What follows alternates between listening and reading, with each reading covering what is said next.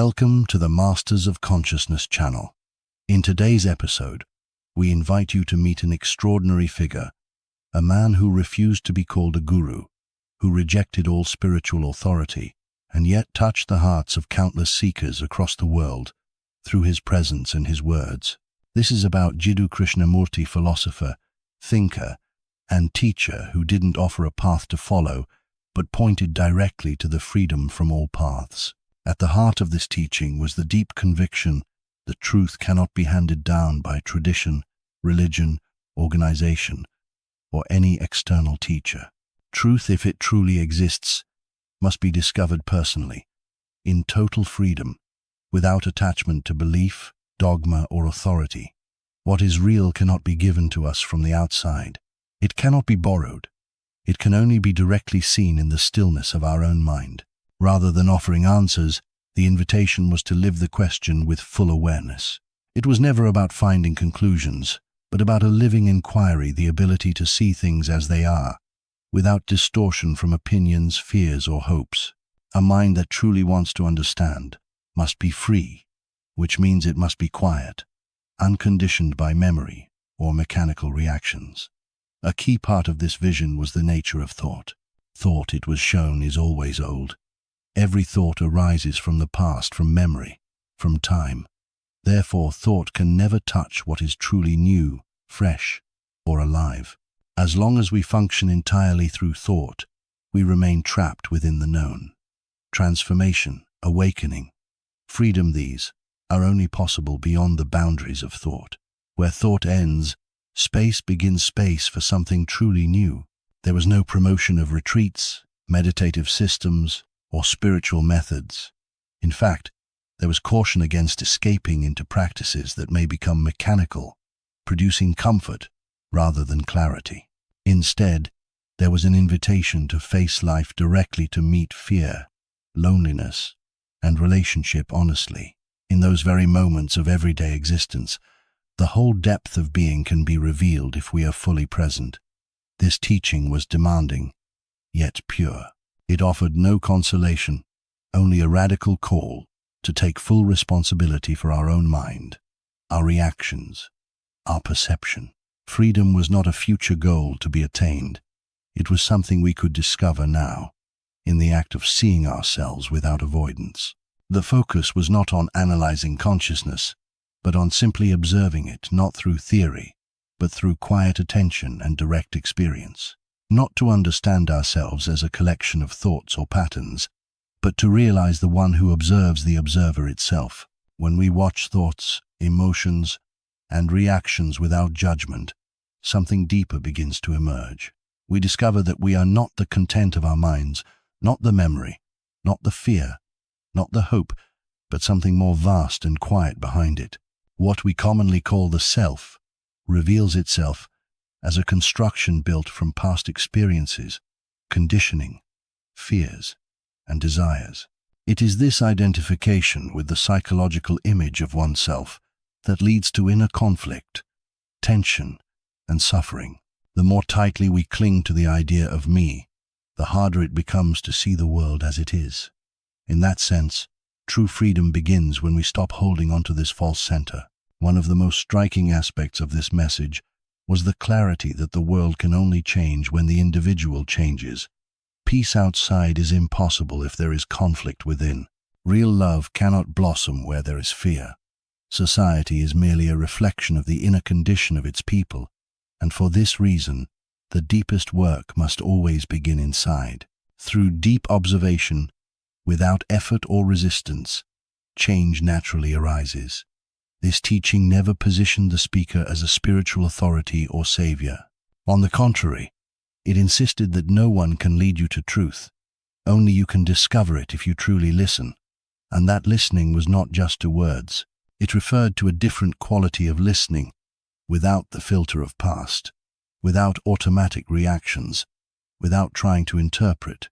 In such listening, something fresh can be heard, something true, alive, unconditioned. Silence played a key role here, not the absence of sound, but the absence of noise in the mind. Silence as a space in which thought does not interfere. It is only in that space that we can see the movement of fear, of escape, of attachment, and in seeing clearly, not analyzing, but simply seeing, a natural intelligence awakens. An intelligence not born of ego, but of presence. This path was not about achieving, it was about seeing ourselves, others, and life itself without distortion. And from this seeing, when it is pure and complete, action may arise spontaneous, effortless, not based in the past. Such action does not come from the me trying to fix or improve. It flows from awareness itself, and for that reason, it carries the power of truth. This freedom is not chaos. It is not rebellion for rebellion's sake. It is not escape from life. It is a quiet freedom from pressure, from comparison, from the endless need to become someone. In this space, there is no longer a self striving to be more spiritual, more peaceful, more perfect. There is only presence, open, alert, and free. Such an approach challenged many assumptions in the spiritual world. There were no ladders to climb, no goals to reach, no progress to measure. Only this moment, now, and the question, are we here, fully present? Do we see without illusion, without judgment, without pretense? As presence deepens, the habitual mind quiets not by force, but through understanding. When we stop running from ourselves, when we stop trying to become something else, a natural silence appears. In that silence, real insight arises, not from effort, but from a clarity that simply sees. No spiritual system was to be built here. Every system, no matter how noble, can become a prison. That is why constant inquiry was essential, not to fall into doubt, but to remain open, fresh, and alert. A mind that questions with sincerity becomes more sensitive, not more cynical, more human, more awake, more free. This teaching didn't offer comfort, but it offered something far deeper, the possibility of truly seeing ourselves, without idealization, without condemnation. And in that honest seeing, transformation could happen, not as a result of pressure, but as a movement of inner clarity. Only by seeing can we understand. Only through understanding can we be free. Life lived this way stops being a chain of conflicts and goals. It becomes a field of inquiry, of presence, of discovery. There are no ready answers, but there is trust, a quiet confidence in what is real. And perhaps the most beautiful part of this approach is that it does not lead to anyone. It doesn't tell us to follow a teacher or path. It simply points us back to ourselves, not the imagined self, but the real, silent, free presence underneath. This freedom cannot be earned. It is not a reward for effort. It is our natural state, covered by layers of fear, conditioning, and the need to become. When those layers begin to dissolve, what remains is not emptiness, but fullness, a presence that needs no explanation, a life that flows without force. This is not an escape from the world, but an invitation to be fully in it without fear, without illusion. Reality is not in the future. It is here, now. Only in this moment can we meet ourselves honestly. Only in this moment can we see the mind's patterns, and only in this moment can we choose to step out of them. There is no method, no system. Every method implies the future. Every system suggests lack.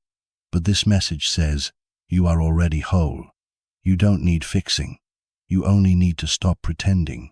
Such a message is not always easy for the mind to accept.